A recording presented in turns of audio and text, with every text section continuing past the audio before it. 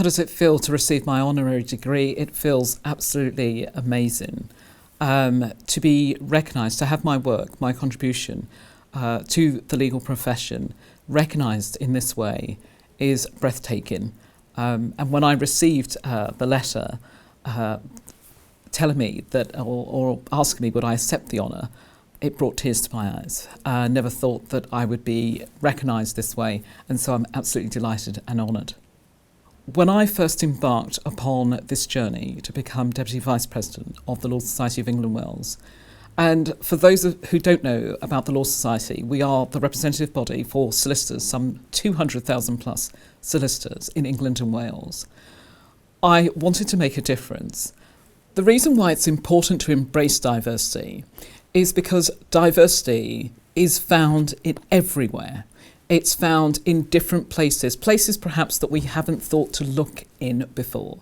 And one of the first speeches I gave as Deputy Vice President, a chap listening to me put his hand up thereafter and he said, listening to you has made me think, made me realise that perhaps we're not looking in the right places. And as I say, it's important not only that you have diversity, because you cannot have diversity without having inclusion. And to borrow the words of Verna Myers, where she said, diversity is being invited to the party, but inclusion is being asked to dance. It is my mission to leave the profession more diverse and inclusive than the one I entered.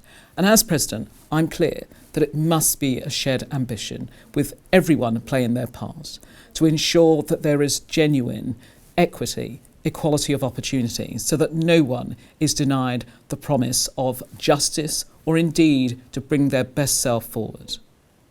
So to all the new graduates, my advice would be, and I would have so much advice to give, but above all, something that served me well in my career is that every door is open if you push, you persevere until something happens. There is an absolute world of opportunity out there, and I urge every one of them to go out and grab it with both hands.